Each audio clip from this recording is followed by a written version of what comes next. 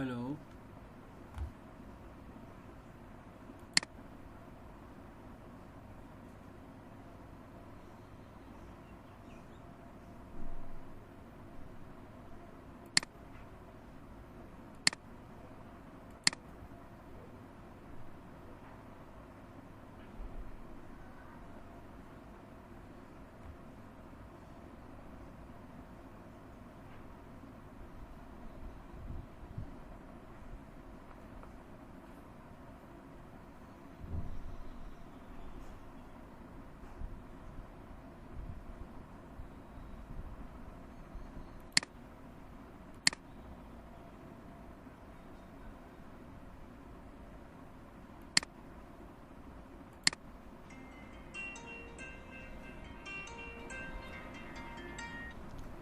Sir আপনি তো class কি নিচ্ছেন না তো?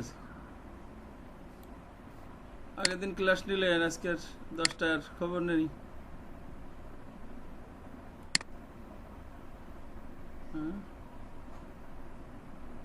হ্যাঁ, 10টাতে ক্লাস। আমি না, আমি নিচ্ছি, আপনি 11টা নিন, ঠিক আছে। আপনি নিচ্ছেন না দেখে তো আমি নিলাম। আচ্ছা।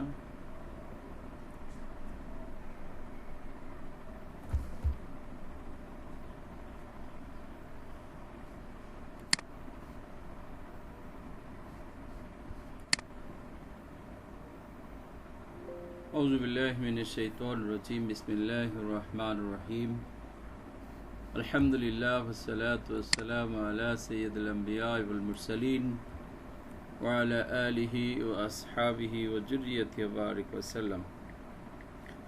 ঐতিহ্যবাহী যশোর ক্যান্টনমেন্ট কলেজের অনার্স তৃতীয় বর্ষের ছাত্রছাত্রীবৃন্দ, আসসালামু আলাইকুম ওয়া রাহমাতুল্লাহি ওয়া বারাকাতুহু। আল্লাহ রাব্বুল আলামিনের শুকরিয়া, আমরা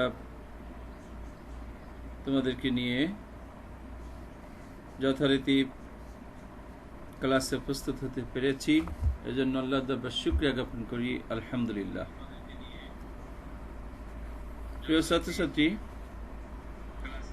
আমরা ধারাবাহিক যে আলোচনাটা করে আসছিলাম সেই আলোচনার অংশ হিসাবে তাফসিরে বাইজাবির সূরা আনফালের এই অংশটুকু আজকের 71 থেকে 75 আয়াত পর্যন্ত আমরা আলোচনা করব, এবং এই অংশটুকুই আজকের শেষ আলোচনা। আমরা আগামী ক্লাস থেকে পরীক্ষার প্রস্তুতি হিসাবে যেই ক্লাসগুলো বিশেষ করে গুরুত্বপূর্ণ অংশটুকু এবং তোমাদের পরীক্ষার প্রস্তুতির জন্য খুবই প্রয়োজন, আমরা শুধুমাত্র সেই অংশটুকু থেকেই আলোচনা করব ইনশাআল্লাহ। প্রিয় ছাত্রছাত্রী, তোমরা জানো যে প্যান্ডামিক সিচুয়েশনে অনেক ইয়ারের প্রমোশন দেওয়া হচ্ছে শর্ত সাপেক্ষে। পাশাপাশি তোমাদেরকে কোভিড-19 ভ্যাকসিন নেওয়ার রেজিস্ট্রেশন শুরু হয়েছে। আশা করি তোমরা এই ভ্যাকসিনগুলো নিয়ে কলেজে সশরীরে উপস্থিত হয়ে ক্লাস করার যে পরিবেশ, সেই পরিবেশে তোমরা সহযোগিতা করবে ইনশাআল্লাহ। এখন আশা করব যে তোমরা এই সমস্ত কার্যক্রমে অংশগ্রহণ করার মাধ্যমে নিজেদেরকে আরও বেশি তুলে ধরবা এবং একাডেমিক কার্যক্রমে অংশগ্রহণ করবা। আমরা আজকের যে বিষয়টি নিয়ে আলোচনা করব মূলত সূরা আনফালের 71 থেকে 75 আয়াত পর্যন্ত। বিসমিল্লাহির রহমানির রহিম। আল্লাহ সুবহানাহু ওয়া তাআলা 71 নম্বর আয়াতে বলছেন, ওয়াইন ইউরিদু খিয়ানাতাকা ফাকাদ খানুল্লাহ মিন ক্বাবলু ফামকানা মিনহুম আল্লাহু আলিমুন হাকিম। হে রাসূল, ইতিপূর্বে আলোচিত ব্যক্তিবর্গের সাথে তোমার যে ইন্টারাকশনটা হয়েছে, তারা যদি তোমার সাথে বিশ্বাস ভঙ্গ করে, খেয়ানত করতে চায়, তাহলে তোমার জেনে রাখা উচিত এর আগেও তারা আল্লাহর সাথে বিশ্বাস ভঙ্গ করেছে সে বিষয়টি। কারণ ফাকাদ খানুল্লাহ মিন ক্বাবল, একাধিকবার আল্লাহ সুবহানাহু ওয়া তাআলার সাথে তারা খেয়ানত করেছে। ফামকানা মিনহুম, কাজেই এর সাজা আল্লাহ তাদেরকে দিয়েছেন। আল্লাহু আলিমুন হাকিম, এর সাজা তাদেরকে দেওয়ার ফলে তারা তোমার করায়ত্ত হয়েছে। ফামকানা মিনহুম, তুমি তাদের উপর মালিকানা প্রতিষ্ঠিত করেছো।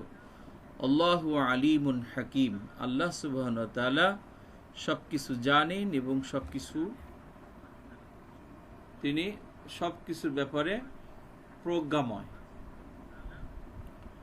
72 নম্বর আল্লাহ সুবহানাহু ওয়া তাআলা বলছেন, ইন্নাল্লাযীনা আমানু ওয়া হাজারু ওয়া জাহাদু বিআমওয়ালিহিম ওয়া আনফুসিহিম ফি সাবিলিল্লাহ ওয়াল্লাযীনা আউ ওয়া নাসারু উলাইকা বা'দুহুম লিবা'দিন ওয়াল্লাযীনা আমানু ওয়া লাম ইউহাজিরু মা লাকুম মিন বিলায়াতিহিম মিন শাইইন হাত্তা ইউহাজিরু ওয়া ইন ইনতাসারুকুম ফিদ্দীন ফাআলাইকুমুন নাসরু ইল্লা আলা কওমিন বাইনাকুম ওয়া বাইনাহুম মিসাকুন আল্লাহু বিমা তা'মালুনা বাসীর। এই আয়াতে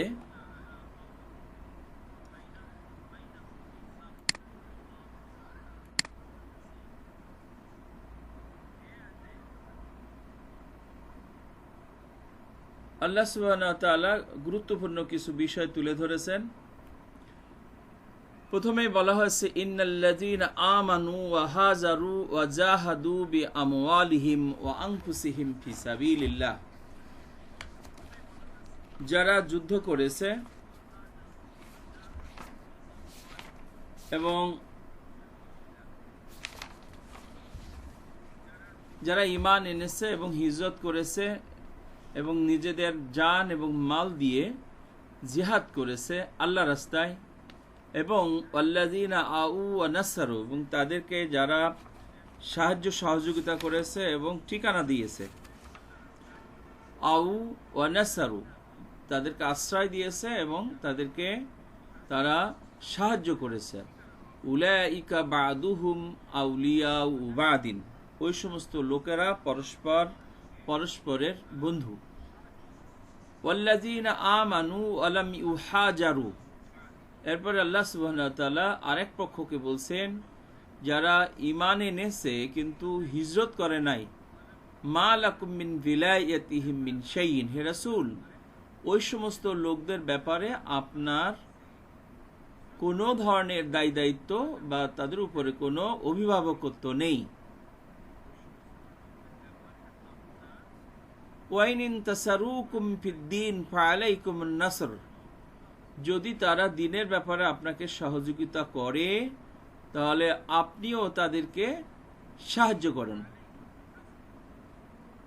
ফাআলাইকুমুন নাসর ইল্লা আলা কওমিন বাইনাকুম বাইনাহুম মিসাকুন, তবে হ্যাঁ, যদি এ ব্যাপারে আপনার মধ্যে এবং অন্য সম্প্রদায়ের মধ্যে যদি কোনো চুক্তি না থাকে, যাদের বিরুদ্ধে চুক্তি, যাদের সম্পর্কে চুক্তি নাই, সেক্ষেত্রে আপনি করতে পারেন। কিন্তু যদি চুক্তি থাকে তাহলে সে বিষয়টি সাহায্য করার ক্ষেত্রে এখানে ইখতিলাফ রয়েছে, অথবা এখানে বলা যায় তাদেরকে সাহায্য করাটা আপনার দায়িত্বের মধ্যে পড়ে না। আল্লাহু বিমা তা'মালুনা বাসীর, আল্লাহ সবকিছু জানেন এবং দেখেন তোমরা যা কিছু করো না কেন, আল্লাহ সবকিছুই দেখেন এবং শুনেন।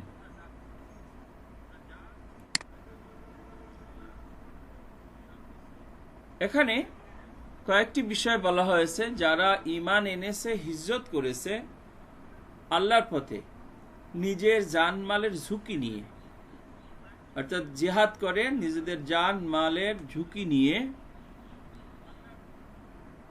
এবং যারা হিজরতকারীদেরকে আশ্রয় দিয়েছে এবং সাহায্য করেছে, আসলে তারাই পরস্পরের বন্ধু এবং অভিভাবক।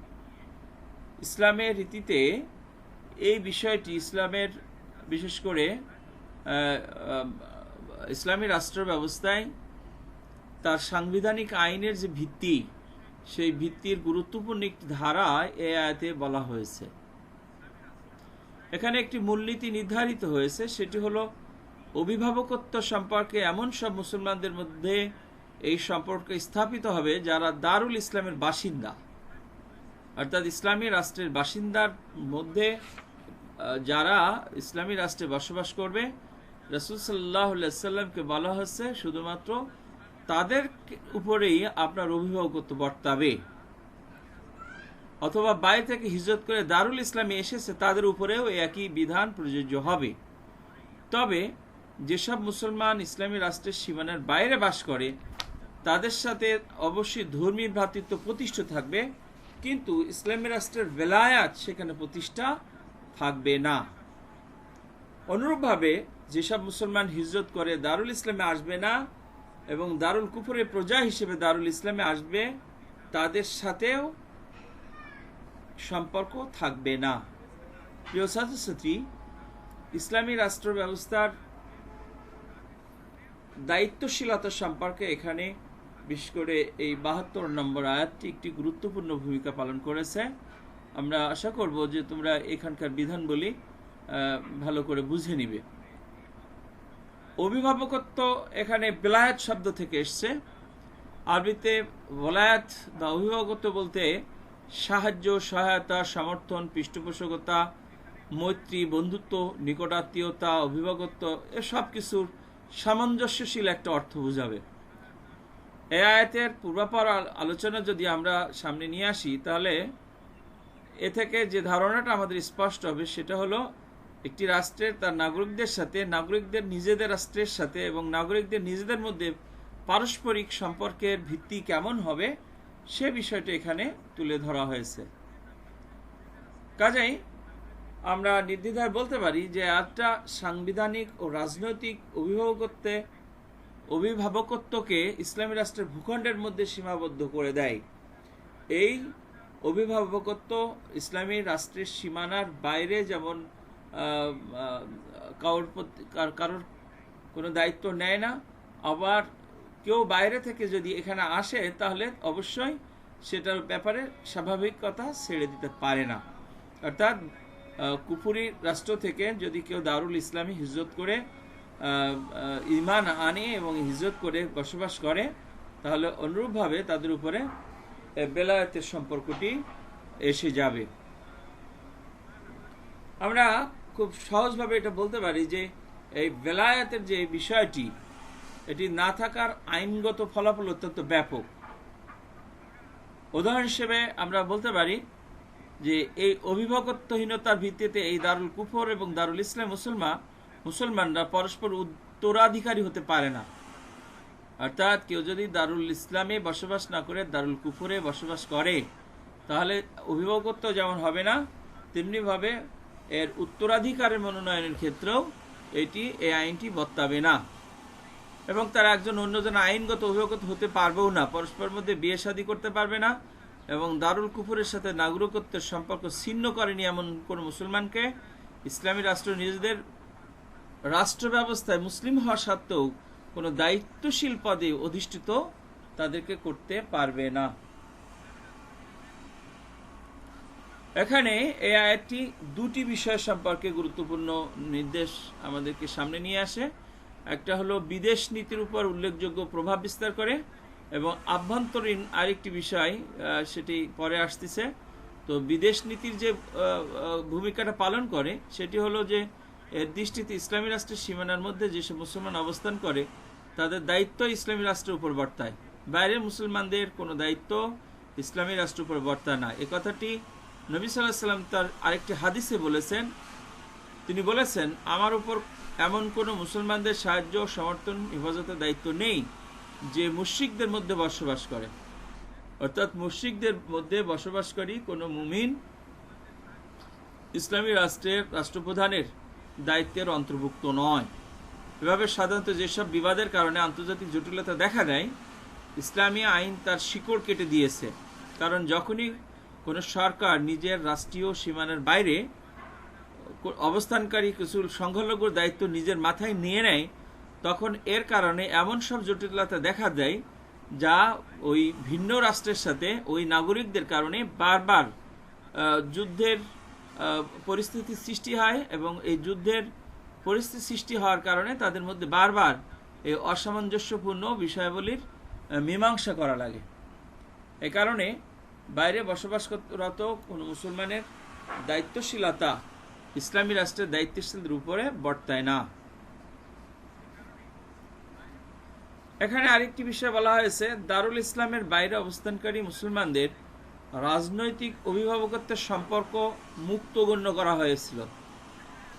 এখন এই আয়াতে বলছে যে তারা এ সম্পর্কের বাইরে অবস্থান করা সত্ত্বেও ইসলামী রাষ্ট্রের ভ্রাতৃত্ব যে সম্পর্ক এর বাইরে কিন্তু অবস্থান করবে না। অর্থাৎ রাষ্ট্রের বাইরে বসবাস করার কারণে যদিও রাষ্ট্রীয় পক্ষ থেকে তাদের বেলায়েতকে অর্থাৎ অভিভাবকত্ব গ্রহণ করবে না, এটা ঠিক, কিন্তু অভিভাবকত্বের পরিবর্তে উখুয়াতের যে সম্পর্ক বাইরের রাষ্ট্রে অবস্থান করা সত্ত্বেও সেই উখুয়াতের সম্পর্কের বাইরে তারা যাবে না।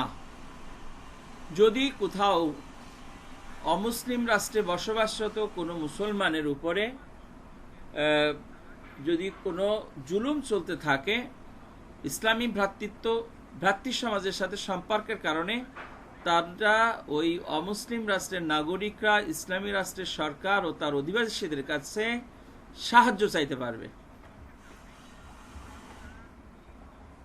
এখন এখানে আরো একটু সতর্কতার কথা বলা হয়েছে যে এই সাহায্যের ক্ষেত্রে চোখ বন্ধ করে আন্তর্জাতিক সম্পর্ককে তোয়াক্কা না করে আবার কিছু করা যাবে না। দায়িত্ব এবং নৈতিক সীমানার মধ্যে প্রতি নজর রেখেই এই দায়িত্ব পালন করতে হবে। জুলুমকারী জাতির সাথে যদি সীমারেখার রাষ্ট্রের চুক্তিমূলক সম্পর্ক থাকে তাহলে এ অবস্থায় চুক্তির নৈতিক দায়িত্ব ক্ষুণ্ণ করে মুসলমানদের কোনো সাহায্য করা যাবে না। এটিও একটি গুরুত্বপূর্ণ বিষয়। এজন্য এখানে তিনটা বিষয় রয়েছে। একটি হলো দারুল ইসলামে কেউ যদি বসবাস করে তাহলে ইসলামী রাষ্ট্র ব্যবস্থা অবশ্যই তাদেরকে সাহায্য সহযোগিতা করবেন। দ্বিতীয়ত, ইসলামী রাষ্ট্রের বাইরে বসবাসরত কোনো মুসলমান যদি হিজরত করে মুসলিম রাষ্ট্রে না আসে তাহলে তাদের জন্য সেই বেলায়েতের হুকুম কার্যকরী হবে না। তবে সেক্ষেত্রে একটি বিষয় খেয়াল রাখতে হবে যে ইসলামী রাষ্ট্রের রাষ্ট্র নায়কদের জন্য অমুসলিম রাষ্ট্রে বসবাসরত নাগরিকদের অভিভাবকত্ব যদিও বর্তাবে না, তবে ভ্রাতৃ সমাজের সাথে সম্পর্কিত থাকার কারণে তাদের উপরে তারা যদি ইসলামী রাষ্ট্রের কোনো রাষ্ট্রনায়কের কাছে সাহায্য সহযোগিতা চায় অবশ্যই তাদের সেই সাহায্য করতে হবে। কিন্তু জুলুমকারী জাতি বা রাষ্ট্র যদি ইসলামী রাষ্ট্রের সাথে চুক্তিবদ্ধ থাকে তাহলে সেক্ষেত্রে দেখে শুনে মুসলমানদের সাহায্য করা গেলে করা যাবে, না হলে তাদের সাহায্য করা যাবে না, শুধুমাত্র চুক্তি থাকার কারণে। ৭৩ নম্বর আয়াত আল্লাহ বলছেন, আল্লাযীনা কাফারু বা'দুহুম আউলিয়াউ বা'দিন ইল্লা তাফআলু ওয়া তাকুন ফিতনাতুন ফিল আরদি ওয়া ফাসাদুন কাবীর। যারা সত্য অস্বীকার করেছে তারা পরস্পরের সাহায্য সহযোগিতা করে। আল্লাযীনা কাফারু বা'দুহুম আউলিয়াউ বা'দিন, যারা সত্য অস্বীকার করে কুফরি করেছে তারা পরস্পরের বন্ধু। ইল্লা তাফআলু তাকুন ফিতনাতুন ফিল আরদ, যদি তোমরা এটা না করো তাহলে পৃথিবীতে ফিতনা সৃষ্টি হবে ও ফাসাদিন কাবীর, এবং বড় ধরনের বিপর্যয় সৃষ্টি হতে পারে।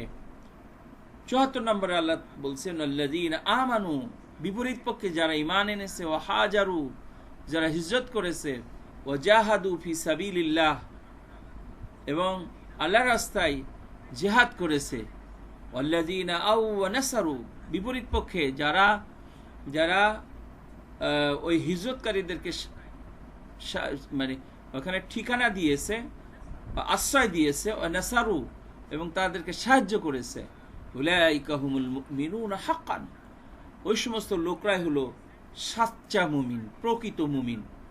লাহুম মাগফিরাতুন ওয়া রিজকুন কারীম, তাদের জন্য রয়েছে ভুলের জন্য ক্ষমা এবং সর্বোত্তম রিজিক আল্লাহর দরবারে। প্রিয় ছাত্রছাত্রী, এখানে দুটি সম্প্রদায়ের কথা স্পষ্ট বলে বলা হয়েছে। প্রথম সম্প্রদায়টা হলো আল্লাহ রসুল সাল্লাল্লাহু আলাইহি সাল্লামকে সাহায্য করার জন্য যারা মাতৃভূমি ত্যাগ করে রাসূল আকরাম সাল্লাল্লাহু আলাইহি সাল্লামের সম্মানে মক্কা থেকে মদিনায় হিজরত করেছিল এবং যারা যুদ্ধ করেছিল আল্লাহর রাস্তায়, অর্থাৎ নিজেদের জীবনকে, নিজেদের সহায় সম্পত্তি, স্ত্রী, পুত্র, কন্যা, সন্তান, আত্মীয় স্বজন সব কিছুকে পরিত্যাগ করে যারা আল্লাহর রাস্তায় জিহাদ করেছিল তাদের সম্পর্কে বলা হয়েছে, অর্থাৎ সাহাবা আজমাইন রাদিয়াল্লাহু তাআলা আনহুম, যারা মক্কা থেকে মদিনায় হিজরত করে গেছিলেন। পরে বলা হয়েছে আল্লাযীনা আউ ওয়া নাসারু, এবং যারা তাদেরকে আশ্রয় দিয়েছে এবং সাহায্য করেছে, অর্থাৎ আশ্রয় দাতা হলো মদিনার মুহাজির আনসার সম্প্রদায়, এবং নাসারু তাদেরকে এই আনসার মুহাজিরদেরকে সাহায্য করেছিল এবং মুহাজিরদেরকে যারা আশ্রয় দিয়েছিল অর্থাৎ মদিনাবাসীদেরকে এখানে উল্লেখ করা হয়েছে। তাদের সম্পর্কে এখানে বলা হচ্ছে যে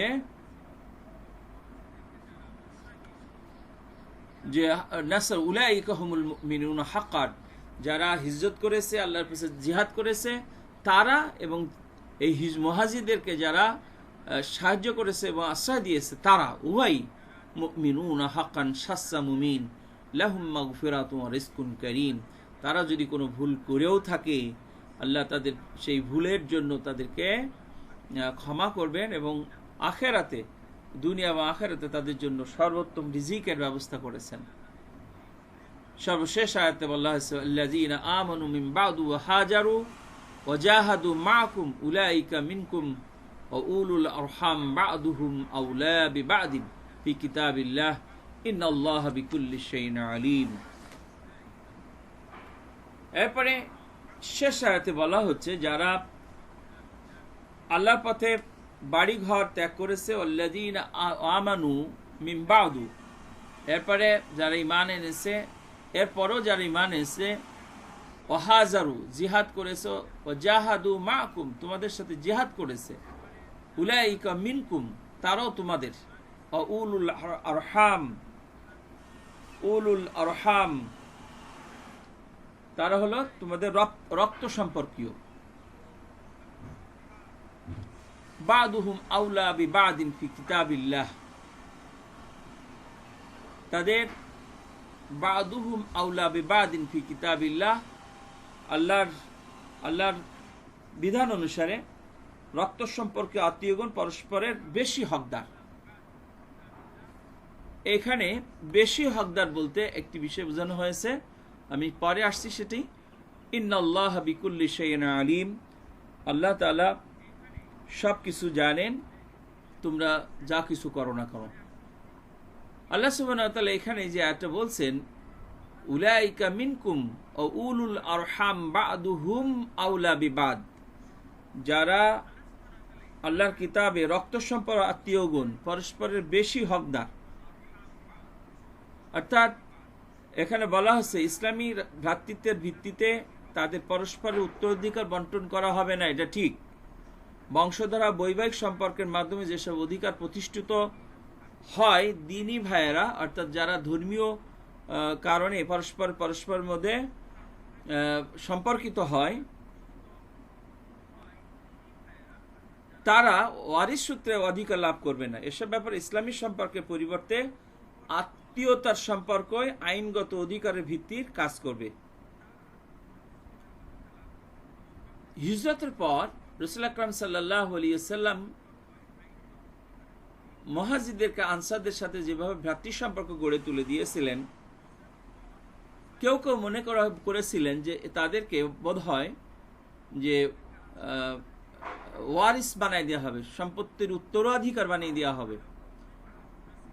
কিন্তু এই আয়াতের মাধ্যমে বলা হচ্ছে যে আল্লাহর কিতাব এই ফয়সালা দিচ্ছে যে যারা উলুল আরহাম, যারা রক্ত সম্পর্কীয়, বাদুহুম আওলা বিবাদিন, তারা ওয়ারিসের ক্ষেত্রে পরস্পর অধিক অগ্রগণ্য, অর্থাৎ যারা এই দ্বীনী ভ্রাতৃত্বের কারণে পরস্পর সহযোগী হয়েছে তাদের সে রক্ত সম্পর্কে আত্মীয়গণই এখানে ওয়ারিসের ক্ষেত্রে বেশি অগ্রগামী।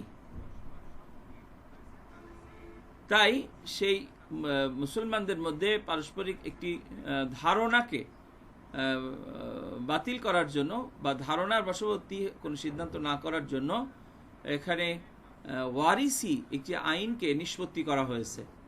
প্রিয় ছাত্রছাত্রী, বিশেষ করে এই আয়াতগুলো আলোচনার মাধ্যমে আমরা সূরা আনফালের ধারাবাহিক আলোচনা সমাপ্ত করলাম।